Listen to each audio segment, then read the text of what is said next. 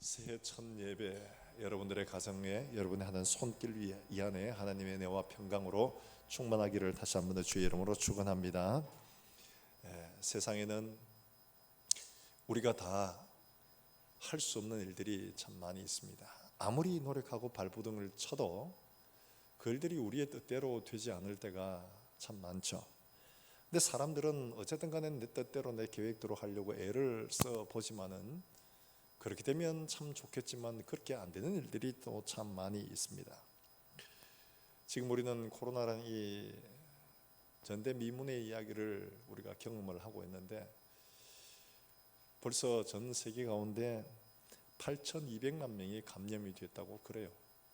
어마어마한 숫자지요. 그 중에서 이미 세상을 떠난 사람들이 180만 명이 넘는다고 합니다. 1차 세계대전의 사망자보다 더 많습니다. 어마어마한 숫자입니다. 전 세계에서 코로나균들을 다 바이러스들을 다 합쳐봐도 1kg도 안 된답니다.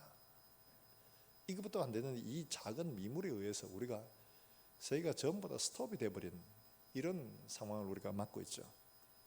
아무리 노력을 해도 내가 뭔가를 해보려고 해도 이미 이게 내가 할 수 없는 이런 상황이에요.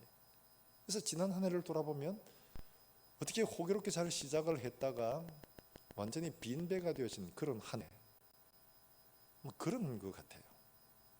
뭘 했는지 돌아보니까 없는데, 또 그렇다고 죽었느냐? 그것도 아니고 산일게 살았는데 마치 관로와 같은 그런 참 답답한 일들이죠. 이런 일들을 우리가 지난 한 해 살았습니다. 그러면 올해는 달라지느냐? 올해도 뭐 그다지 연말까지는 뭐 별로 달라지지 않을 것이라고들 이야기들을 합니다. 물론 백신을 맞고 치료제가 나오고 하면 상황은 조금 나아질 수 있지만은 그러나 마스크를 벗고 일상으로 돌아가는 일들은 우리의 기대처럼 되지는 않을 것이다. 이렇게 전망들을 합니다. 어쩌면 이미 변종들이 나서 기존에 있는 이런 백신이나 치료제가 소용이 없는 이런 일들이 생길 수도 있습니다. 전혀 예상치 못하게. 우리가 처음 이를 만났을 때 그랬던 것처럼. 그럼 우리는 또다시 우리가 아무리 수고를 해도 아무리 노력을 해도 어쩌면 또 한 해 빈손으로 될 수도 있습니다. 그렇게 되지 않기를 바라지만요. 이런 일들을 만날 때 우리가 생각해야 될 것이 하나가 있습니다. 인간이란 도대체 뭐냐? 나는 어떤 존재인가? 이거를 깊이 한번 돌아봐야 될 때죠. 열심히 수고하고 계획을 하고 했는데 빈손이에요. 이건 내가 계획한 대로 되는 게 하나도 없는 거예요. 나는 이렇게 되기를 원했지만 그렇게 되지를 않더라는 거죠. 그럼 도대체 나는 뭐냐? 우리 인생이란 도대체 어떤 존재냐? 이런 상황일 때 우리가 우리 인생의 본질을 깊이 돌아보고 생각할 수 있는 아주 좋은 기회라고 생각이 됩니다. 경기도 여주에 있는 도전 돌밭 공동체를 섬기고 있는 서명원 신부님이라고 있습니다. 이분은 원래 캐나다 출신입니다. 캐나다 사람이에요. 근데 이제 영국에서 의학 공부를 하다가 신부가 되고, 그리고 이제 우리나라 2015년도에 한국 국적을 받은 사람입니다. 그래서 이름도 서명원으로 이렇게 개명을 했어요. 외할아버지가 의사고 아버지가 의사입니다. 그러니까 엄마가 3대 의사를 만들려고 헬리콥터맘이 된 거예요. 헬리콥터맘 아시죠? 자녀들 주변을 계속 돌아다니면서 이렇게 모든 걸 코치하고 이렇게 해라 저렇게 해라 코치하는 이런 사람, 헬리콥터맘이 된 거예요. 그래서 의대에 갔습니다.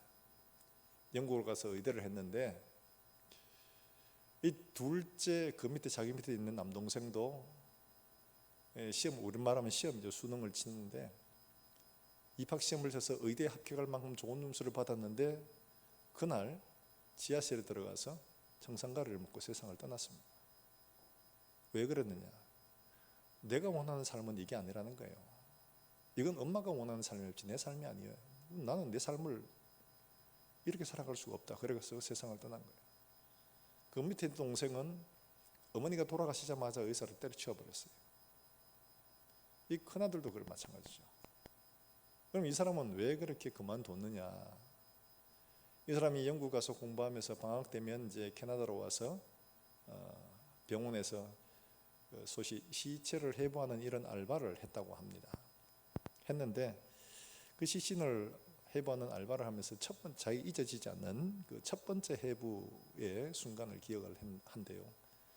사람이 이제 처음 약간 이제 시신이 약간 부패가 됐나 봐요. 많이 된 건 아니고 약간 부패가 됐는데 시신을 해본다고 배를 열었는데 그 나오는 아주 독한 냄새 잊어지지 않는답니다. 얼마나 시도가 충격이다. 멀쩡하게 살아있을 때는 우리가 다 괜찮아요. 그런데 이게 생명이 딱 떨어지고 나면 참 고약한 냄새를 풍기는 거예요. 이 뭐 고약한 정도가 아니라는 거예요. 냄새가 빠지질 않는답니다. 그래서 지금도 이제 고독사 하신 분들이나 이런 분들을 이렇게 뒷정리를 해주시는 분들이 이야기가, 그분들이 돌아가시고 난 다음에 뒷정리를 하러 가면 그 집에 있는 냄새뿐만 아니라 자기가 청소하는 그 삶에서 자기 몸에서 나는 냄새를 뺄 수가 없답니다. 그런 정도로 굉장히 독하다고 해요. 사람이 죽고 나니까 그렇다라는 거예요. 그럼 그게 이 살아있을 때 이 사람도 꿈도 있고 뭐도 하고 다 했을 텐데 이 사람 죽고 나니까 이렇게 돼가지고 이런 고약한 냄새를 풍기거나 충격을 받았죠. 사람이란 이런 것인가. 근데 이것도 잠시고 시체를 10구, 20구, 100구, 200구를 해부를 해도 전혀 죽음과는 자기는 상관이 없는 사람으로 생각을 했다는 거예요. 죽음은 이 사람 이야기, 죽음은 이 사람이 당한 거야. 나는 관계없어. 이렇게 생각했다는 거예요. 어떻게 죽음을 매일매일 이렇게 보면서 왜 죽음을 생각하지 못했는가. 그래서 이분이 그런 이야기를 합니다. 여러분 알다시피 독일군들이 유대인들을 가스실에 보내고 많이 학살을 할 때에 그때 가스실에 사람들을 다 보내고 그 가스를 여는 거를 누가 했느냐 하니까 독일 군인이 한 게 아니고 유대인이 했습니다. 사람들이 다라가 문을 닫고 가스 밸브를 열고 사람들이 아우성집에 죽어가는 이 모습들을 자기는 매일매일 본 거예요. 근데 이 사람은 자기는 어떻게 생각했느냐 하니까 이 사람은 자기는 안 죽는다고 생각을 한 거예요. 죽으면 이 사람들 것이지 나도 유대인이지만 나는 안 죽는다고 생각을 한 거예요. 그러니까 이게 아무런 의식 없이 그냥 들어가면 문 밸브 열고 문 잠그고만 이런 일을 그냥 계속 반복을 한 거예요. 자기는 아무런 죽음 관계 없다고 생각해요. 마치 그런 것처럼 이 사람도 시신을 그렇게 해부를 하면서 죽음은 나와 관계없는 것으로 생각을 한 거예요. 그래서 많은 사람들이 죽음은 나와 관계없다. 근데 사실 우리가 그렇게 생각하나요? 나도 언젠가는 죽을 것이라고 생각을 하죠. 그런데 문제는 뭐냐? 언젠가는 죽지만 지금은 아니라는 거예요. 적어도 1년 이내는 아니고 2년 이내는 아니고 10년은 아니고 내가 원하는 대로 내가 이렇게 살다가 나는 이렇게 갈 것이야. 이런 생각들을 하고 있는 거예요. 그 죽음은 내가 적어도 지금 상태 이런 상황 내가 원하는 이런 상황에서는 일어나지 않을 것이라는 이런 막연한 기대를 가지고 있기 때문에 죽음의 현장을 매일매일 봐도 이 사람도 역시 마찬가지로 죽음과 나는 상관없다고 생각한 거예요. 그러다가 어느 날 이 시체실을 쭉 둘러봤어요. 많은 시신들이 있습니다. 거기에는 노인도 있고 젊은 사람도 있고 어린애도 있고 교통사고 만난 죽은 사람도 있고 갓 태어나 죽은 아이도 있대요. 다양한 죽음들이 있는 걸 쭉 돌아보다가 문득 그런 생각이 드는 거예요. 이 사람들하고 내가 다른 게 뭐지? 다른 게 하나도 없어요. 이 사람들도 사람 나도 사람. 이 사람들도 무슨 이유로든 죽었고 나도 무슨 이유로든 죽을 때 죽음이 자기에게 실제로 다가오더랍니다. 350구를 해부해도 죽음이 내게 가까워오지 않았는데 어느 날 갑자기 이 죽음이 내게 다가오기 시작하니까 그 다음에 질문이 생각이 나더랍니다. 뭐가 떠오르냐? 그러면 나는 어떻게 살아야 되지? 죽는다면 나는 어떻게 살아야 되지? 이게 이제 떠오르다라는 거죠. 이번에 이걸 뭐라고 하느냐? 마음의 GPS라고 이야기합니다. 죽음이라는 존재를 직면하고서야 내가 어떻게 살아가야 할 것인가에 대한 삶의 방향을 살피게 되더라는 거죠. 죽음을 직면하지 않았을 때는 어떻게 살아가야 되는가에 대한 것들은 아무런 개념이 없었어요. 그냥 내가 원하는 대로 살고 내가 바라는 걸 이루고 그렇게 사는. 그런데 죽음을 직면하고 나니까 내가 어떻게 살아야 하는가를 깊이 고민하게 되고 그래서 이분이 바로 그 길로 어디로 가느냐 하니까 프랑스에 있는 수도원으로 간 겁니다. 수도원으로 가서 말하자면 신부가 된 거죠. 수도를 하면서. 그래서 이제 오늘 여기까지 온 거예요. 인생은 어떤 존재들이냐? 현대 자본주의 사회는 말 그대로 소비 사회입니다. 우리 전부 다 소비자예요. 모든 것들 다 소비하고 그 다음에 그걸 얻고 누리고 쌓아두는데 우리의 존재 의미, 존재 가치를 느끼는 거예요. 마귀는 바로 이걸 하죠. 너희 존재는 어떤 존재냐? 많이 가지고 많이 누리고 많이 쓰고 하는, 이게 너희의 자신이야, 너희 모습이야, 이게 너희 실체라, 이렇게 하는 거예요. 뭘 못 보게 하냐? 죽음을 못 보게 하고 우리 실체를 진짜 못 보게 하는 거예요. 우리는 이렇게 죽어야 되는 존재라는 사실을 인지하지 못하게 하는 거예요. 이거는 두려운 것, 이거는 외면해야 될 것, 이건 나와 관계없는 것, 자꾸 이렇게 밀치게 되는 거예요. 근데 실제로 이거는 멀리 있는 게 아니고 나와 한 걸음 사이입니다. 언제 나도 그렇게 될지 몰라요. 누가 보장을 해줍니까? 나도 내 몸을 모르는데, 내 몸 안에 일어나고 있는 일들 나도 몰라요. 이건 내 거지만 내 게 아니에요. 우리 인생에서 정말 내가 어떤 존재인가를 바로 알 때야 비로소 내가 어디로 가야 하는지도 고민을 하게 되고 바라보게 되거든요. 우리가 많이 가지고 많이 누렸다, 그게 우리 인생의 본질이라는, 그게 내가 아니에요. 내 삶의 목적이 어디 있느냐, 내가 지금 어디로 가고 있느냐, 이게 나를 가리키는 바로 그 길인 거죠. 사랑하는 여러분들, 우리가 지난 한 해 어떻게 생각하면 열심히 내 뜻대로 내가 원하는 대로 노력하고 애를 써왔지만 빈손된 한 해가 되었을 수도 있습니다. 빈배가 되어 있을 수도 있습니다. 어쩌면 내 인생이 그렇게 되어졌을 수도 있습니다. 그런데 이렇게 인생을 마치는 것이냐, 그게 아니고 이런 일들을 바라볼 때 우리 인생이 어떤 거구나 하면 바로 알면은 내가 그러면 어떻게 살아가야 되는지에 대한 것들을 바라보게 되는 거죠. 오늘 본문의 이야기가 바로 그런 이야기입니다. 우리가 잘 알고 있는 것처럼 예수님께서 지금 본문에 나오는 이 사역의 시기는 초창기 갈릴리에서 이제 공생애를 시작을 하시는데 많은 사람들에게 이미 알려졌습니다. 많은 능력과 가르침과 기적을 통해서 사람들이 많이 예수님을 따랐습니다. 그러는 와중에 이제 오늘 본문의 사건이 일어나게 되는 거죠. 갈릴리 해변에 아침 일찍 오신 거예요. 오셔서 보니까 두 사람이 이제 그물을 씻고 있는 겁니다. 이 사람 상태는 어떠냐? 밤새도록 그물질을 했는데 고기 한 마리도 못 잡았어요. 굉장히 피곤한 상태입니다. 그런데 이들에게 이제 이 배 중에 하나, 베드로의 배였습니다. 그 배에 오르신 겁니다. 그리고 조금 뛰기를 청하셨어요. 그리고 말씀을 전하시고는 뭐라고 하셨느냐? 깊은 데로 가서 그물을 내려라. 그리고 뜨니만은 말씀에 따라 순종할 때니만은 많은 고기를 잡게 되는 이야기죠. 근데 그 결과가 좀 우리의 생각과는 조금 다릅니다. 많은 고기를 잡았으면 하나님 앞에 예수님께 너무 감사합니다, 인사를 사례를 하고 뭐 그렇게 해야지 이게 정상일 텐데, 그런 게 아니라 주여 나를 떠나소서. 예수님의 말씀은 네가 이제 사람을 취하리라, 이렇게 말씀을 하십니다. 그리고 예수님의 부르심 앞에 모든 것을 다 버려두고 떠나게 됩니다. 우리가 보기에는 조금 언뜻 이해할 수 없는 그런 상황이죠. 우리에게 뭘 말씀해 주고 있느냐? 베드로의 빈배에서 오늘 기적이 문제가 아니고 인생의 본질을 깨닫고 자기의 갈 길들을 발견한 사람의 삶의 모습이 어때야 하는가를 우리에게 가르쳐주고 있거든요. 우리의 삶이 정말 빈배였고 아무것도 아닌, 우리의 수고가 아무것도 아닌 이런 상황 속에서 우리에게 나타나신 예수님의 말씀과 그분의 말씀의 능력들을 보게 되어졌을 때 나의 실체를 보게 되고, 그 주님의 부르심 앞에서 우리가 새로운 삶으로 나아갈 수 있는 그런 길들을 발견한 이 베드로처럼 우리도 그렇게 가야 하는 한 해가 되어야 할 줄 압니다.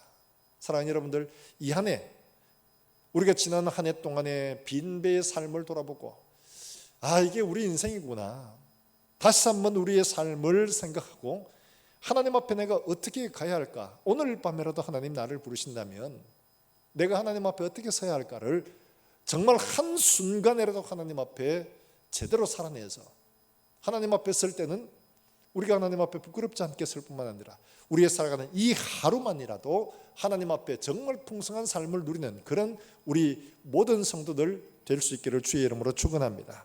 그렇게 하기 위해 어떻게 해야 될까요? 오늘 여기 나오는 이 말씀 속에서 보면 먼저 오늘 3절의 말씀에 예수님께서 이렇게 이야기를 하십니다. 우리 3절 한번 같이 읽어볼까요? 3절입니다. 시작.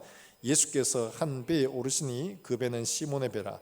육지에서 조금 떼기를 청하시고 앉으사 배에서 무리를 가르치시더니. 할렐루야. 그 말씀에 보면 예수님께서 한 배에 오르시고 그 다음에 조금 떼기를 청하시고 앉아서 배에서 무리를 가르치셨다라고 말씀을 합니다. 자, 이 말씀을 보면 베드로의 위대한 그 소위 말해서 변화의 시작은 어디서부터 시작하느냐? 너무 작은 순종에서부터 시작을 합니다. 달리 말하면 위대한 변화의 시작은 작은 순종에서 시작한다 하는 것을 말씀하고 있습니다. 자, 이른 아침 밤새도록 수고를 했습니다. 잡은 거 하나도 없습니다. 굉장히 피곤하죠. 사람이라는 게 그렇잖아요. 밤새도록 수고했는데 뭐가 돈이 많이 벌었다든지 뭐 고기를 많이 잡았다든지 뭐 이런 것들이 있으면 덜 피곤한데 수고를 엄청나게 했는데 완전히 흙탕이었다 이러면 사람이 피곤한 게 배가 됩니다. 굉장히 피곤한 상태가 되죠. 그래서 그들이 피곤한 상태를 5절에서 이렇게 말합니다. 밤새도록 수고하였을 때 그 수고라는 이 말 코피아오라는 말입니다. 코피나오, 진짜 코피 나는 상태죠. 굉장히 힘든 상태. 이거는 말 그대로 피곤하다, 지치다는 이런 표현입니다. 그러니까 굉장히 피곤해 찌든 상태를 말하는 건데 진짜 코피 날 정도로 굉장히 피곤한 이런 상태였다는 것을 지금 말하고 있는 겁니다. 밤새도록 수고했는데 한 마리도 못 잡았어요. 스트레스도 받습니다. 이런 상황에 건물 씻고 이제 다음을 준비해야 되는 거죠. 그런데 그때 많은 사람들이 막 아침부터 몰려오기 시작하는 겁니다. 굉장히 성가신 일이죠. 내 몸이 피곤할 때는 작은 일도 신경 쓰이고 짜증나고 그래야 됩니다. 근데 더 웃기는 것은 예수님께서 잘 모르는 분이에요. 뭐 소문은 들었지만 잘 모르는 분이에요. 그런데 이분이 오뎅만은 묻지도 않고 자기 배에 덥죽 오르는 겁니다. 아우 그러더니만 이 배를 조금 띄워라 이러는 거예요. 여러분 묻지도 않고 내 배에 올라서 그리고 그걸 좀 띄워라 라고 말하는 이 큰 일은 아닙니다만은 이 일들을 할 때 지금 내 상태가 괜찮았다면 문제가 되잖아요. 그런데 지금 피곤하고 어려운 상황이에요. 기분도 굉장히 좋지 않아요. 많은 사람 앞에서 이게 뭐예요 도대체? 무례한 거잖아요. 이거 이런 일을 부탁을 하시는 거예요. 그게 보면 3절에 청하다고 말씀하는데 이 청하다는 명령하다는 말이 아닙니다. 이 에로타오라는 이 말은 말 그대로 please라는 말입니다. 청하다 하는 이런 말, please 부탁을 하는 겁니다. 예수님께서 이렇게 부탁을 하시는 잘 없어요. 뭐 이렇게 해라 저렇게 해라지 이 please라고 말하는 잘 아닙니다. 아마도 예수님께서 베드로의 성질을 아시고 저거 피곤한데 건드리면 좀 성질 내겠다 싶어가지고 좀 띄워주시겠소 이렇게 부탁을 한 것 같아요. 그 베드로도 어쩔 수 없이 이제 띄운 거죠. 무례하지만은 이 말을 들은 겁니다. 달리 말하면 지금 굉장히 피곤하고 좀 짜증이 나고 따르기는 아주 작은 부탁이라도 굉장히 싫은 이런 상황이죠. 근데 지금 예수님께서 배에 올라가 조금 뛰기를 청하면 그냥 배만 덜렁 뛰어놓으면 되는가? 안 되거든요. 어떻게 돼요?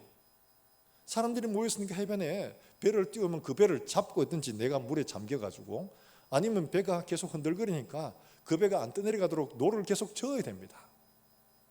이 얼마나 짜증난 일이에요. 그리고 예수님이 말씀을 한번 이렇게 랍비들이 하면 뭐 30분하고 우리같이 1시간 설교 이 끝나는 게 아니거든요. 배는 고프지. 여러분 이거 얼마나 짜증난 일이에요. 내가 뭐 좋아해가 초청한 것도 아니고 오늘 갔다 갑자기 들어오면 내 배에다 뚫렁 앉아가지고 말이야. 허락도 안 받고 말이지. 얼마나 이게 짜증난 일이에요. 바로 그런 상황인 거죠. 놀라운 삶, 하나님의 능력을 경험하는 이런 삶들, 우리의 기대와 생각을 뛰어넘는 기적의 삶의 시작은 어디서 시작하느냐? 바로 이런 상황이에요. 지극히 작은 순종. 바로 여기서부터 시작한다는 것을 보여주고 있는 거죠. 여러분 코로나로 장사가 안 돼요. 굉장히 힘들어요. 그런데 오늘도 마수거리도 못하고 앉아 있어요. 그런데 하루 종일 공치고 있는데 전도사님이 전화가 왔어요. 수요일이라고. 집사님 오늘 기도회 오실 거죠? 기도회는 개뿔 무슨 기도회라고. 오늘 장사도 못해가 지금 손가락 빨고 있는데 무슨. 여러분 이런 마음 들지 않겠습니까? 장사되니까 기도하셔야지 이러면 아이고 뭐라도 좀 팔면 내가 기분 좋게 가지만 장사는 못했는데 뭐 기도해라고. 정말 짜증나 죽겠네. 예라고 하지만은 사실 속에 막 이런 게 막 올라옵니다. 안 간다 오늘 진짜 이런 마음이 들 겁니다. 근데 뭐 이렇게 했더니만 왜 또 목사님이 신방을 오신다네요. 여러분들 목사님 오시면 참 좋아 이런 마음이 들까요?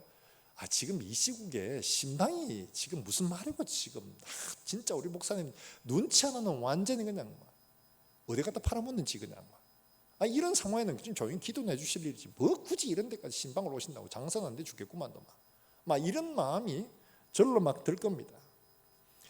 이런 어려운 시기에 말씀 더욱 봐야 됩니다. 기도 더욱 해야 됩니다. 예배 더욱 잘 마음을 다해 하십시오. 이러면은 마음이 불편해져요. 목사도 신방가 굉장히 어려운 사람들이 어떤 사람이냐? 어려움을 만났습니다. 병까지 들었습니다. 이런 분한테 어떻게 내가 신방을 가겠노? 가는 자체가 마음에 굉장한 부담을 안고 합니다. 내가 무슨 용한 진짜 영빨이 있으니까 손만 대면 그 사람 나을 것 같으면 문제가 다릅니다. 근데 그게 안 되는데 어려운 상황을 처한 사람에게 찾아간다는 그 사실은 가는 자체가 굉장히 부담을 안고 있어요. 얼마나 마음이 힘들겠나. 입장 바꿔놓고 생각하면 나도 누가 찾아오는 이런 상황에서 오는 게 굉장히 귀찮을 텐데 그런 마음이 들거든요. 이런 상황에서 베드로가 예수님의 부탁을 듣고 그 배를 띄우고 그 배에서 피곤한 상태로 머물러 있다는 자체는 굉장히 쉬운 일들은 아닙니다. 사랑하는 여러분들, 우리가 어려운 상황, 힘든 상황에서 때로는 우리에게 말씀하시는 하나님의 말씀들이 우리에게 굉장한 부담으로 들려질 수가 있습니다. 너무 작은 거예요. 하루를 힘들게 마치고 돌아와서 TV를 보고 싶은데 옆에서 한 소리 합니다. 오늘도 말씀 안 봤으니까 말씀 좀 보세요. 이러면은 시끄럽다고 막 이런 소리가 먼저 나오죠. 자려고 하면 어떻게 집사가 돼가지고 장로가 돼가지고 권사가 돼가지고 그 기도도 안 하고 그럽니까? 기도 좀 하세요. 이러면은 다음 하겠구만 오늘 피곤하다 이런 마음이 먼저 들잖아요. 이게 우리 마음이에요. 피곤하고 지친 상황에서는 하고 싶은 걸 하고 싶지 해야 되는 일을 하기를 싫어요. 이게 우리 마음이에요. 사랑하는 여러분들, 바로 이런 때에 우리가 내 힘으로 할 수 없는 상황에서 하나님이 내게 어떤 부탁을 하실 때 그 작은 것이라 해도 바로 그 작은 일에 순종하는 것들이 더 큰 순종으로 이어집니다. 뛰기를 시작을 했잖아요. 뛰어서 그걸 억지로 붙들려 있었습니다. 억지로라도 붙들려 있다 보니까 말씀을 자연스럽게 들을 수밖에 없습니다. 믿음은 어디서 나오냐? 들으면서 나는 거예요. 뭘 들어야 돼요? 하나님 말씀을 들음으로. 그 다음에 어떻게 합니까? 예수님께서 이 사람에게 대뜸해놓고 깊은 데로 가서 그물을 내리라 하지 않고 말씀을 듣게 하고 난 다음에 깊은 데로 가서 그물을 내리라 이렇게 말하지 않습니까? 자, 4절에 보니 깊은 데로 가서 그물을 내리라 그렇게 말합니다. 내리라 이 말을 하니까 베드로가 할렐루야 말씀 들었으니까 내가 용감히 가서 그물을 내리겠습니다 이렇게 말하는 게 아닙니다. 5절에 보니까 이렇게 말하죠. 같이 읽습니다. 시작. 시몬이 대답하여 이르되 선생님 우리들이 밤이 새도록 수고하였을 때 잡은 것이 없지만은 말씀에 의지하여 내가 그물을 내리리다 하고, 믿음이 충만했더라면 네 가겠습니다 이러면 될 일이에요. 그런데 굳이 앞에 있는 이 긴 말 우리들이 밤새 수고했을 때 잡은 것이 없지만은 이러면서 이런 서술을 할 필요가 없어요. 이 말은 뭐냐? 우리가 이런 상황에 도저히 정말 짜증나고 하기 싫습니다. 하기 싫습니다. 이 말이거든요. 이 말이 여기 포함되어 있습니다. 지금 상황을 설명하고 있는 게 안 봐도 다 알고 있는데 그럼에도 불구하고 뭐라고 하느냐? 말씀에 의지하여 내가 그물을 내리리다 이렇게 말합니다. 자기가 온전하게 순종하는 것처럼 보이지만 지금 그렇지 않다는 걸 말하는데 그 뒤에 8절에 나오는 이 베드로의 고백도 보면 그걸 반증하고 있는 겁니다. 8절에 보니까 시몬 베드로가 보고 이를 보고 예수의 무릎 아래 엎드려 이르되 주여 나를 떠나소서 나는 죄인이로소이다 하니, 이 말이 그가 온전한 기쁨으로 순종을 한 게 아니라는 사실들을 또 한 번 더 보여주고 있는 표현이라는 거죠. 여러분, 우리가 베드로가 온전히 순종을 했더라면 이것 가지고 대단히 기뻐했을 겁니다. 뒤에 보면 70인의 그 제자들을 예수님께서 파송하시고 전도하셨을 때에 그들이 귀신을 쫓아내고 병을 고치고 하니까 그들이 막 돌아와서 예수님께 막 기뻐합니다. 예수님 우리가 와서 전도했더니만 귀신을 보고 명하니까 귀신도 나가고 병자에게 손을 얹으니까 병도 막 나았고 막 세상에 이런 일이 막 일어납니다. 굉장히 기뻐하는 거예요. 고기 잡았잖아요. 엄청난 고기잖아요. 그러면 확 예수님 말씀에 순종했다면 엄청난 고기가 잡혔습니다. 이래야 정상이에요. 안 그래요? 주여 나를 떠나소서 나는 죄인입니다. 속마음 다 들켰습니다. 이 말이잖아요. 바로 그런 상황이에요. 그가 말씀에 의지하여, 이게 의지라는 이 말 에피라는 전치사입니다. 뭐뭐 위에, 뭐뭐 가까이, 뭐뭐 근처에 하는 이런 말입니다. 달리 말하면 말씀에 따라서 하긴 했지만은 말씀의 100%가 아니고 그 근처에, 그 가까이 그렇게 순종했다는 거죠. 어쨌든 간에 그래도 말씀에 따라가 하긴 했지만 하여튼 내가 한번 해보겠습니다 이러고는 간 거죠. 기쁜 마음으로 간 건 아니에요. 이 정도까지 순종으로도 그래도 오게 된 거예요. 어쨌든 간에 그래도 내가 말씀을 따라 한번 살아보겠습니다 이 정도까지 순종해 온 거예요. 작은 순종이 더 나은 순종으로 지금 나가고 있잖아요. 그런데 이 순종이 어떻게 그렇게 하도록 되어져 있는가 하는 것들을 보면, 여러분 이 상황에서 베드로가 이런 순종으로 나아갈 수 있었던 것들은 말씀에 의지하는 것도 있지만 또 동시에 무관해요. 예수님이 지금 보고 있는 거예요. 그러니까 어떻게 합니까? 안 할 수가 없는 거예요. 지금 사람들도 보고 있으니까 안 할 수가 없는 거죠. 달리 말하면 주님이 나를 보고 있다는 이 임재의식이 우리에게 있을 때 그나마 억지로라도 밀려서라도 할 수가 있는 거예요. 이 임재의식이 없으면 이것도 안 합니다. 어떻게 하겠어요? 예수님 지금 아니고 다음에 올 때 내가 깊은 데로 한번 가보겠습니다. 이렇게 하는 게 정상적이잖아요. 깊은 데로 가서 근무를 내리라 이러면 지금 피곤하고 힘들어요. 다음에 할게요. 이게 우리 보통 하는 거잖아요. 집사님 이것 좀 해주시오. 피곤하면 목사님 다음에 할게요. 다음에 형편되고 하면 그때 할게요. 이게 우리 반응이잖아요. 내가 지금 할 수 없는 상황이면 다음에 할게요 하는 게 정상이에요. 근데 지금 주님이 보고 있으니까 사람들 보고 있고 이러니까 어쩔 수 없이 밀려가는 거예요. 그래도 임재의식 때문에. 사랑하는 여러분들, 우리가 말씀을 따라가는 일들, 하나님이 지금 말씀하셨고 나를 보고 계신다는 사실들을 알게 되면 그나마 이런 순종으로까지 나아갈 수 있게 되는 겁니다.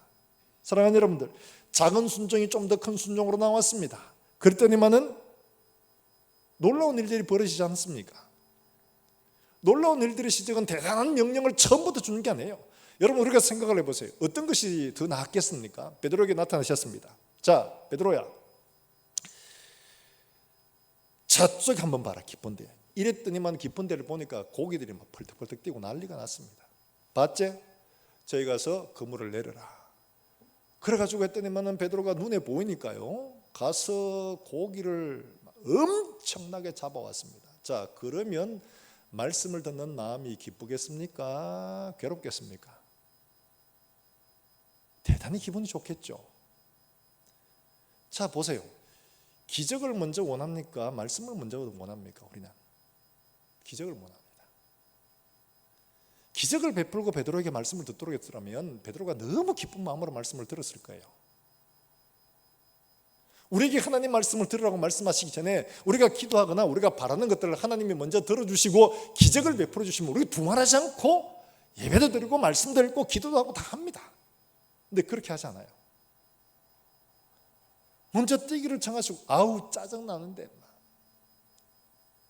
억지로 매여 들어야 되고 보이지도 않는데 깊은 데 가서 다음에 할게요 이러는데 깊은 데 가라는 거예요. 눈치 때문에 어쩔 수 없이 갔어요.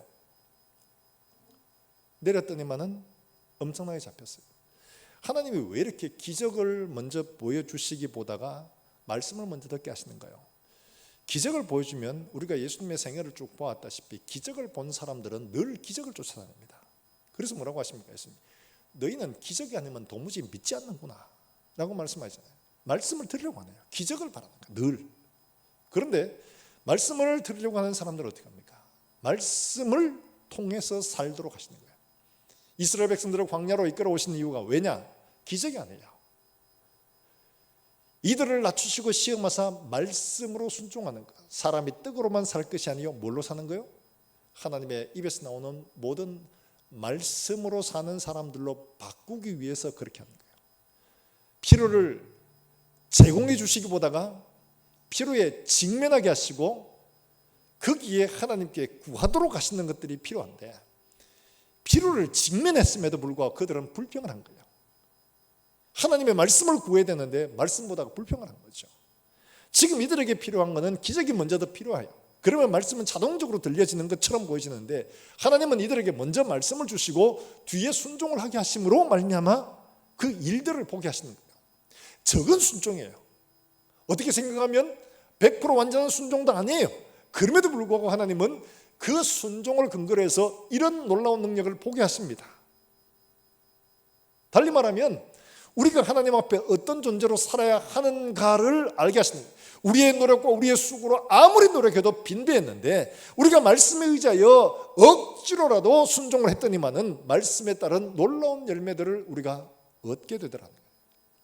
이걸 지금 예수님이 가르치고 계시는 거죠. 사랑하는 여러분들,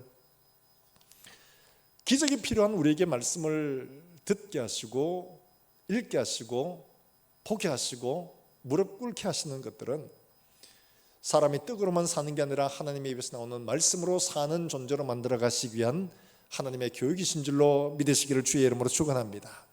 우리의 수고와 노력으로 빈배가 되어졌으면 우리에게 먼저 풍성한 삶으로 채우시고 난 다음에 말씀을 듣게 하시는 것이 아니라 우리에게 작은 말씀을 먼저 듣고 순종해서 힘들고 어렵고 귀찮아도 하나님 말씀이니까 그래도 내가 해보겠습니다, 이 믿음으로 시작을 하게 되면 더 나은 순종으로 나갈 수 있고, 그러면 그 말씀에 따른 우리가 생각지도 못한 놀라운 기적들과 역사들을 보게 해 주시는 거예요. 그러면 배우는 게 뭡니까? 아, 말씀에 순종해 보니까 그래도 하나님이 일하시는구나, 배우게 되는 거예요.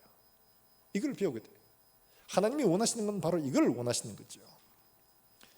작은 순종으로 말미암아 놀라운 하나님의 은혜의 역사들을 경험할 수 있기를 주 예수의 이름으로 축원합니다. 뿐만 아니라 이런 삶에서 하나님은 작은 순종으로 하나님의 능력과 역사를 보게 하셨더라면, 그러면 하나님이 우리에게 원하시는 것들은 무엇이냐? 우리가 원하시는 것들은 고기 잡는 이 삶에 머물러 가는 것을 원하지 않습니다. 뭘 원하시는가 하니까 오늘 여기 나오는 10절과 11절의 말씀에서 우리에게 보여주고 있죠. 여러분 10절 말씀, 11절 말씀 우리 같이 한번 읽어봅니다. 시작. 세베대의 아들로서 시몬의 동업자인 야고보와 요한도 놀랐습니다. 예수께서 시몬에게 이르시되 무서워하지 말라, 이제후로는 내가 사람을 취하리라 하시니 그들이 베드로를 육지에 대고 모든 것을 버려두고 예수를 따르니라. 아멘. 지금 이 말씀은 뭐냐? 지금 베드로의 생각으로는, 우리 다른 사람들 생각으로는 지금 동업자죠. 베드로하고 아마 안드레가 같이 있었고 야고보와 요한이 지금 같이 동업자죠. 이들이 보았습니다. 이거는 정상적인 케이스가 아니었다는 거죠. 이건 있을 수 없는 일들이었어요. 그래서 그들도 보고 엄청나게 놀란 겁니다. 너무 놀랐어요. 그래서 내려와서 뭐라고 하느냐? 그러면 우리는 당연히 생각해라. 주님, 내일도 좀 부탁합니다. 주님, 여기 좀 계속 계셔 주이소. 필요할 때 예수님 전화번호가 몇 번이시죠? 이 물어야 되는 게 당연한 거 아니에요. 근데 베드로가 예수님께 내려와서 하는 말이 뭐냐 하니까 주여 나를 떠나소서, 나는 죄인으로소이다. 이건 다른 방향의 대답입니다. 예수님께서 그에게 뭐라고 하시느냐? 두려워하지 마라. 이제부터 내가 사람을 취하게 될 것이다. 이렇게 말하는 거죠. 베드로가 너무 놀랐습니다. 놀라니까 예수님에 대한 호칭이 먼저 달라집니다. 이게 보면 이렇게 말하죠. 베드로가 선생님, 우리가 밤새 수고했지만 얻은 것이 없습니다. 그때 5절에서 말하는 그 선생님이라 말하는 것들, 에피스타테스라고 하는 말인데 이 말은 어떤 거냐 하니까 선생님을 좀 이렇게 존귀하게 높여서 부르는 이런 말입니다. 그러니까 당신의 권위를 인정합니다. 지금 말씀을 들으니까 당신이 선생님, 랍비 이런 유의 사람이시군요. 지금 이렇게 인정하는 거죠. 그런데 그 다음에 나오는 말씀 올 8절에 보면 주여 이렇게 말하죠. 퀴리오스. 호칭이 바뀌었죠. 내가 생각하던 그런 단순한 선생이 아니라는 거죠. 이분은 우리가 보는 그 랍비나 선생님 이런 분이 아니라는 거예요. 퀴리오스, 주, 황제에게 붙일 수 있는 이런 말. 물론 보편적으로 주인에게, 종이 주인에게 부르는 말이기도 합니다만은 지금 이 관계는 그런 종과 주인과의 관계가 아니잖아요. 이런 줄을 붙일 때는 너무 놀랐다는 이야기예요. 하나님에게 붙이는 바로 그런 단어를 붙인 겁니다. 깜짝 놀랐어요. 자기가 생각하는 그 이상의 존재, 우리가 생각할 수 있는 그 이상의 존재였다는 사실을 지금 고백하고 있는 거예요. 그러니까 뭐라고 합니까? 나는 죄인으로서이다. 이 죄인으로서이다. 이 고백은 누구한테 하는? 하나님에게만 하는 거예요. 유대인들에게는 이 말은 사람에게 하는 말이 아니에요. 하나님에게만 하는 겁니다. 나는 죄인으로서이다. 나를 떠나소서. 이건 당신은 우리의 사람의 수준을 넘어선 존재입니다. 지금 이걸 고백을 하고 있잖아요. 바로 이게 중요한 사실입니다. 내게 주어진 것, 우리에게 일어난 일들을 바라보면서 우리가 하나님을 무엇으로, 어떤 존재로 봐야 하느냐. 하나님 우리에게 행하신 일들을 보면 이거는 사람이 할 수 있는 게 아니구나. 이거는 하나님이 하신 거다. 내 인생 살아가는 모든 삶의 걸음들을 보니까 하나님이 나를 붙들고 계시구나.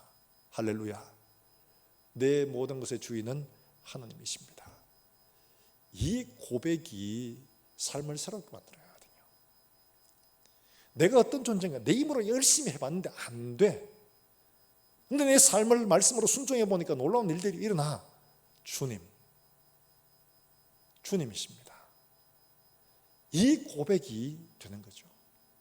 사랑하는 여러분들, 이런 고백으로 말미암아 베드로의 삶이 완전히 달라지게 되어집니다. 10절에 보면 네가 사람을 취하리라 말씀하시는데, 그 취한다는 이 말은 원래 사로잡다, 산채로 잡다는 말이기도 하지만은 이 70인역이나 이런 데 보면 민수기, 신명기, 여호수아 이런 데 주로 이 쓰인 말들이 어떤 용례로 쓰였냐니까 이 말은 살리다, 소생하다, 사람을 살려두다, 소생시키다 이런 말로 쓰였습니다. 그러니까 주로 멸절시켜야 되는, 진멸해야 될 그 상황에서 이를 살려두라 혹은 살려두지 마라 할 때 이 말을 쓴 거예요. 이 말은 달리 말하면 살리다, 소생시키다 이런 말인데, 달리 말하면 지금 여기서 말하는 것들은 네가 사람을 취하리라, 사람을 소생시키는 사람, 사람을 살리는 그런 존재, 그런 사람이 될 것이다. 지금 이렇게 말씀을 하고 있는 거죠. 베드로는 지금 아무것도 못합니다. 물고기만 잡던 사람이에요. 배운 것도 없습니다. 그럼에도 불구하고 주님은 이 사람을 통해서 하나님의 행하실 일들을 믿음으로 바라보고 그에게 말씀을 하고 계시는 거죠. 달리 말하면 우리의 삶을 통한 하나님의 계획, 하나님의 뜻이 어디 있는가를 보여주시는 겁니다. 하나님은 우리 존재가 땅 위에서 하나님의 베풀어 주신 그 은혜와 그 능력으로 말미암아 이 땅에서 잘 먹고 잘 살고 누리고 소비하는 삶이 아니라 생산하는 사람, 영혼을 건져내는 사람, 하늘의 영원한 것들을 이 땅 가운데 불러내는 이런 사람, 죽어가는 영혼들을 살려내서 영원한 기업을 만들어가는 그런 사람, 생산자로 살기를 바라시는 겁니다. 사랑하는 여러분들, 우리의 삶이 소비로 만족하는 삶인지 영혼을 살려내고 건져내는 이런 생산자로서의 삶을 살아가는 삶이 될 것인지, 우리의 삶을 통해서 나 자신을 바라보고 하나님 앞에 의지하고 나아갈 때 이런 일들이 가능하다는 거죠. 작은 순종에서부터 시작되며 하나님의 놀라운 은혜를 경험하고 그 일들을 베푸신 주님을 바로 인식할 때 되어지는 겁니다. 사랑하는 여러분들, 베드로가 이와 같이 놀라운 일들을 실제로 행하며 살았습니다. 그의 삶은 말씀을 따라 순종하는 삶이었죠. 주님 우리에게 기뻐하시는 삶이 어떤 것이냐? 여러분, 우리가 종종 착각합니다. 돈을 많이 벌어서 많은 사람을 돕고 이러면 하나님 기뻐하실 것이다. 좋은 대학 가면 하나님 기뻐하실 것이다. 이런 생각들을 하는데, 물론 그런 일을 통해서 하나님의 뜻을 이루면 좋겠죠. 하지만 진짜 하나님이 원하시는 건 뭐냐? 요한복음 15장 10절과 11절에는 말씀이 이렇게 말씀을 하고 있습니다. 여러분 한번 찾아볼까요? 요한복음 15장 10절과 11절의 말씀.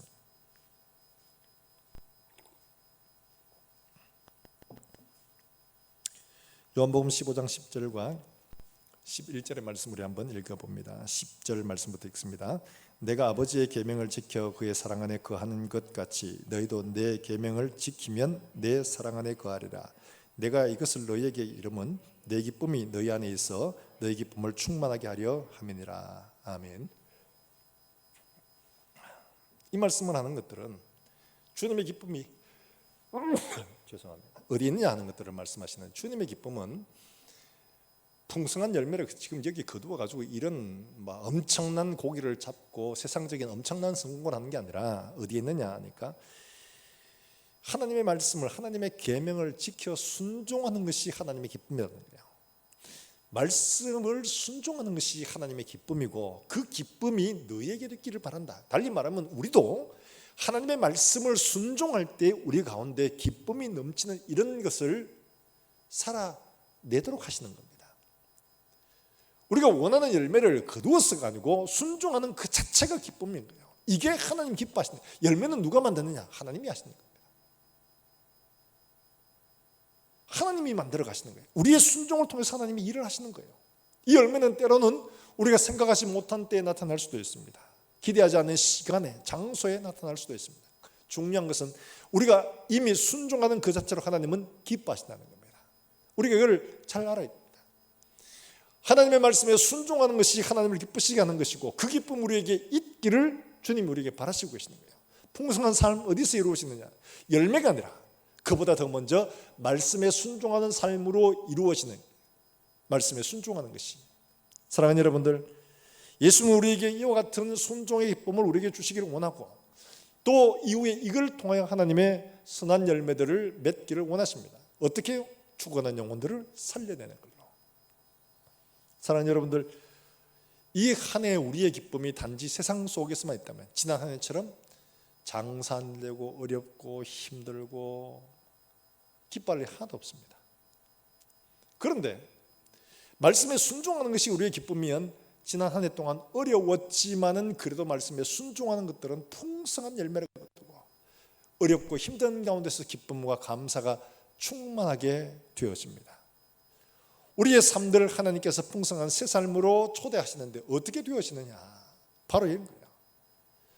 우리가 기대하는 풍성한 배에 가득 찬 고기, 이것보다 더 먼저 하나님의 말씀에 순종하여 가는 그 기쁨으로 충만해지면 우리는 이런 것들이 되지 않아도 다 버리고도 주를 따라갈 수 있는 존재가 되는 거예요. 사랑하는 여러분들, 이것 때문에 주님 못 따라가는 사람이 아니라 이것 버렸으라도 주님을 향한 그 기쁨을 쫓아가는 이런 풍성한 삶을 사는 우리 모든 성도들이 될 수 있기를 주의 이름으로 축원합니다. 하늘에 속한 영원한 기업들은 세상의 것과 좋게 비교할 수 없다고 말하고 있습니다. 한 번 본 사람들은 다시는 돌아가지 않는다고 말합니다. 사랑하는 여러분들, 올 한 해 우리가 지난 한 해 동안 우리가 살아왔던 그럼들을 돌아보며 내가 혹시라도 빈배였던가 생각이 되면 이 한 해 하나님께서 새로 주신 것들에 내가 어떻게 풍성한 삶을 살아갈 것인가? 내 배에 고기를 채우므론가? 아니에요. 작은 말씀에 순종하여 더 큰 순종으로 나가면 이 순종이 우리에게 기쁨이 되어져서 내가 하나님께 받은 이 은혜를, 내가 거두어들인 고기를 다 포기하고서라도 주를 따라가는 그 즐거움을 선택하게 되는 사람이 되는 거죠. 그렇게 되면 우리의 모든 삶에서 아무리 형편이 어렵고 힘들어도 우리의 마음은 기쁨과 감사로 천국으로 충만하게 될 줄로 믿습니다. 이게 하나님이 원하시는 삶이에요. 2021년도 한 해가 정말 하나님 앞에서 이런 순종의 기쁨으로 충만하여 사람을 살리고 사람을 세우고 일으키고 소망을 주는 이런 사람으로 우리의 모든 삶들 속에 기쁨과 감사가 충만한 이런 우리 모든 성도들의 삶이 되기를 다시 한 번 더 주 예수의 이름으로 축복합니다. 우리가 함께 찬송하고 기도하겠습니다. 주님은 내 맘에 아픔 알아주시니 지난밤 눈물을 지워주시고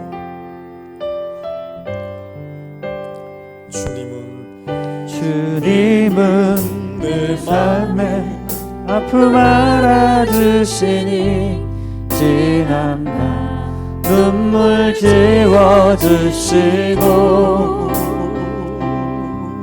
아침에 돋아난 여린 풀들과 같이 내 삶을 새롭게 하네. 주님은 내 맘에 아픔 알아주시니 주님은 내 맘에 아픔 알아주시니 지난밤 눈물 지워주시고 아침에 돋아난 여린 풀들과 같이 내 삶을 새롭게 하네. 흐르는 시간에 보인 주의 영광은 내 삶을 밝게 비춰주시니 온 땅과 모든 산보다 저에 계셨던 주님 창조의 주를 찬양하네. 주님은 거친 바다 위 나의 영혼 그 손으로 굳게 잡아주시네. 주님께 맡긴 인생의 여정 속에 아픈 만큼 기쁨에 넘치시네. 거친 바다 위 나의 주님은 거친 바다 위 나의 영혼 두 손으로 굳게 잡아주시네.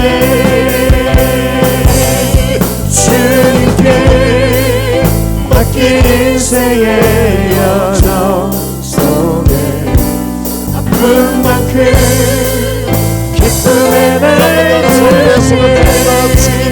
거친 바다 주님은 거친 바다 위 나의 영혼 두 손으로 굳게 잡아주시네. 주님께 맡긴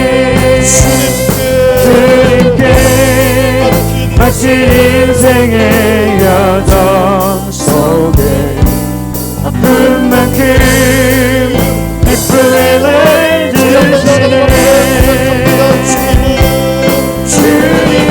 주님은 거친 바다 위 나의 영혼 그 손으로 굳게 잡아주시네.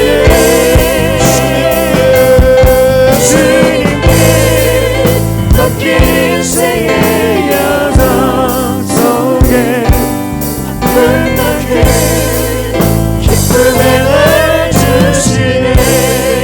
내주시네. 우리가 함께 기도할 때 오늘 주신 말씀들을 기억하시면서 하나님 앞에 기도하십시다. 이 한 해 정말 지난 한 해 우리의 손에 빈배가 되어졌던 것들 하나님 앞에 나옵니다. 하나님께서 우리에게 의로운 형편 속에서도 말씀하시는 것들 작은 순종부터 시작할 수 있도록 하나님 은혜를 베풀어 주시기를 원합니다. 말씀 앞에 앉게 하시고 하나님 앞에 무릎을 드리게 하시고 우리의 작은 순종으로 하나님 앞에 나아가서 말씀하시는 것들이 힘들고 어려워도 다음으로 미루지 않고 그 자리에 순종하게 될 때에 하나님께서 우리 가운데 이루시는 놀라운 풍성한 은혜의 비밀들을 발견하고 누리게 해주시길 원합니다. 하나님 아버지, 우리가 세상 속에 주시는 은혜만 붙들고 거기만 매여 사는 인생이 아니라 하나님 앞에 순종하는 즐거움, 순종하는 기쁨을 향해서 모든 것들을 내려놓고 주님 따라가는 이런 우리 모든 성도들이 될 수 있도록 하나님의 은혜를 베풀어 주시기를 원합니다. 영원한 삶, 풍성한 삶, 변하지 않는 그 삶, 영원한 기업들을 바라고 따라가는 우리 모든 성도들의 삶 이 안에 될 수 있도록 주님 축복해 주시옵소서. 우리 한 목소리 함께 결단하며 기도하겠습니다. 살아계신 하나님 아버지, 은혜를 감사합니다. 우리에게 주시는 말씀처럼 지난 한 해 동안 우리의 성도들이 내가 되어졌습니다.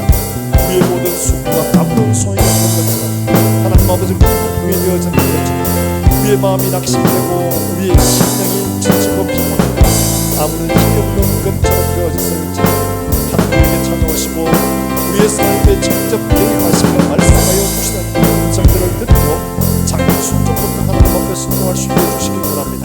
피곤하고 지친 심령에 낙심하고 어려운 심령에 말씀하시는 주의 음성을 물리치지 않고 작은 순종부터 따라가는 사랑하는 종들의 삶이 되게 해주시길 원합니다.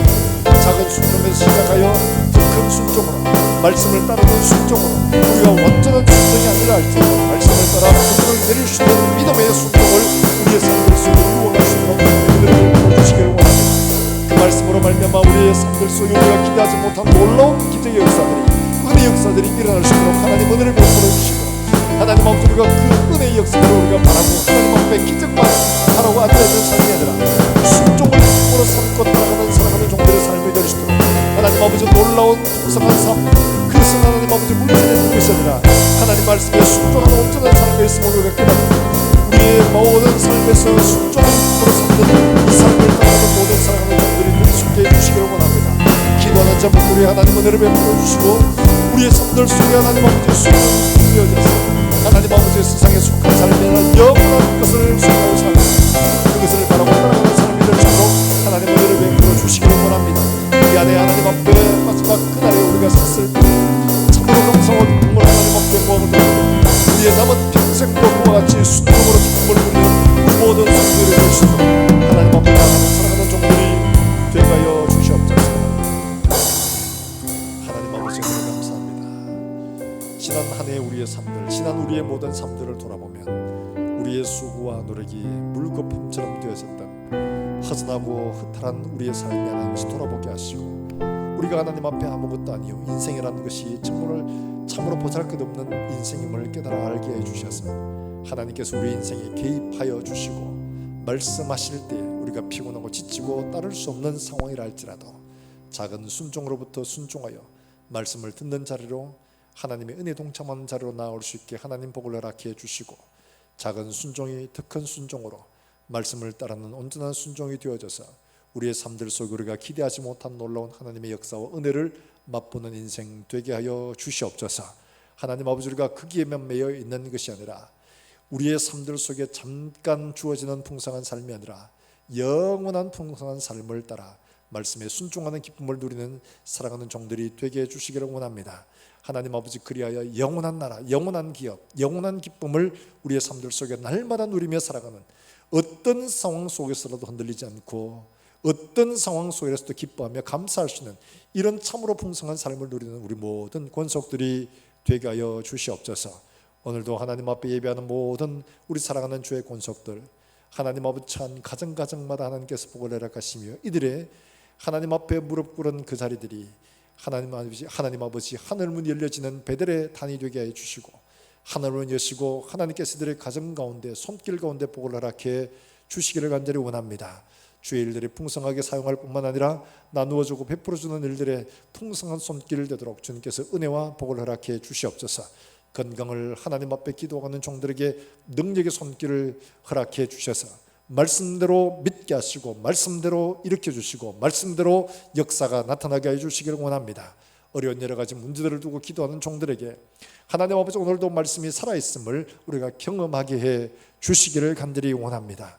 하나님 아버지 각자 여러 가지 많은 어려움들을 두고 있을지라도 결코 우리가 뒤로 물러가지 않고 말씀을 붙들고 영혼을 살리고 세우는 이런 믿음의 삶을 살아갈 수 있도록 주님 축복해 주시옵소서. 아멘. 하나님 아버지 오늘도 멀리 출타있는 살아가는 우리 자녀들 어디 있든지 간에 함께 하시고 하나님 앞에 무릎을 드리는 귀한 예배 자리에 나아갈 수 있도록 주님 축복해 주시기를 원합니다. 아멘. 하나님 아버지 멀리 주의 복음을 전하는 살아가는 선교사들 어디 있든지 간에 함께 하시고 그들의 사역을 통해서 수많은 영혼이 하나님께로 돌아오는 놀라운 역사들이 일어나게 하여 주시옵소서.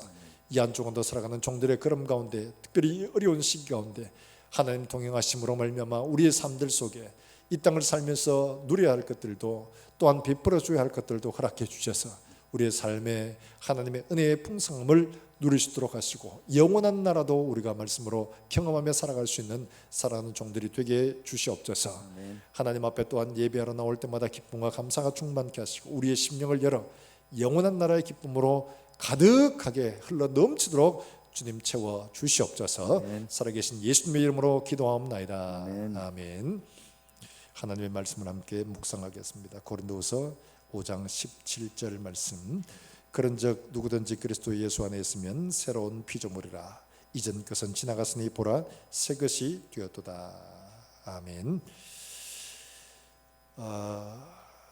비대면 예배가 연장이 되어지게 됩니다. 아마 뉴스를 통해서 다들 보셨겠지만 17일까지 방역 지침을 따라서 비대면 예배로 진행하기로 당회에서 결정을 했습니다. 수요일 예배 뿐만 아니라 주일 예배도 여러분들이 많이 접속하시고 또 휴대폰으로 보기 어려우신 분들은 죄송합니다. 휴대폰을 TV로 보는 방법들이 있습니다. 유튜브에 보면 많은 방법들이 나오고 있는데 혹시 잘 모르시면은 우리 김민아 목사님이나 문의해 주시면 알려드리고, 나는 그래도 죽어도 모르겠다 이러신 분들은 찾아오시면 연락해 주시면 가서 어떻게 조치를 해드리도록 하겠습니다. 그래서 여러분들이 큰 화면으로 봐서 함께 예배에 꼭 참여할 수 있도록 하시길 바랍니다. 이런 때에 내가 하나님 앞에 어떻게 예배 드리느냐 하나님 아십니다. 내 마음이 어디로 향하느냐 하나님 아십니다. 예배 드릴 때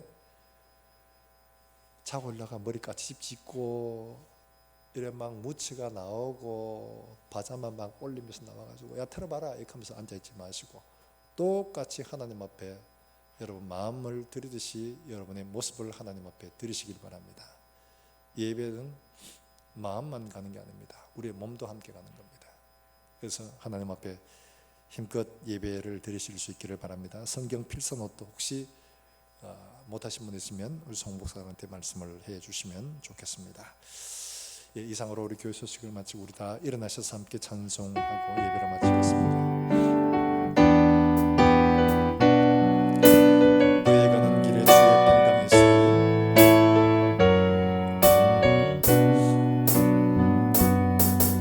너의 가는 길에 주의 평강이 있으리. 평강의 왕 함께 가시리.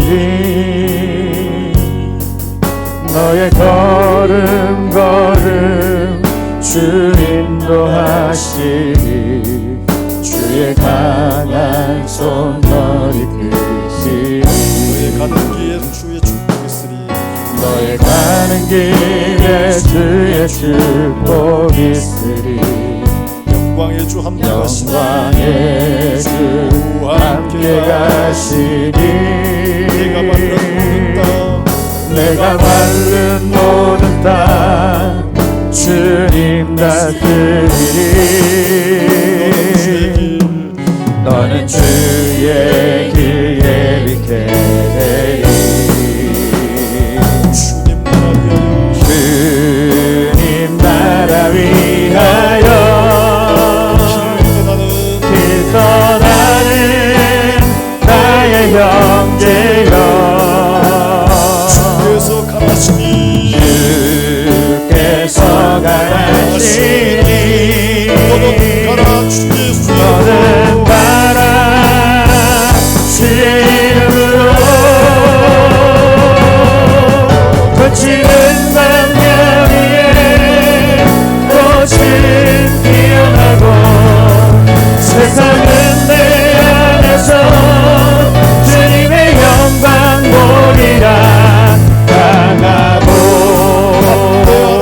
담대하라.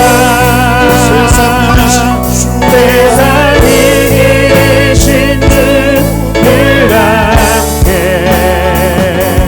너와 동행하시며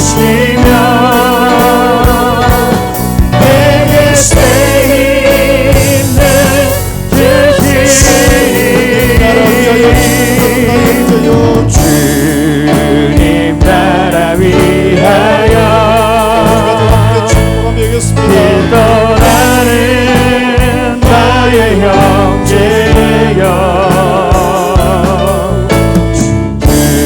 주께서 가라시니 너는 가라 주의 이름으로. 거치는 광야 위에 꽃은 피어나고 세상은 내 안에서 주님의 영광 보리라. 강하고 담대하라. 세상 이기신 주 함께 너와 동행하시며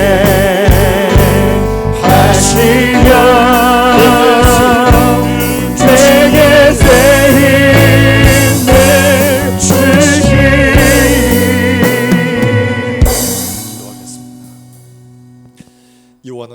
주시고 너를 지키시기를 원하며 여호와는 그 얼굴을 내게 비치사 은혜 베푸시기를 원하며 여호와는 그 얼굴을 내게로 향하여 드사 평강 주시기를 원하노라. 아멘.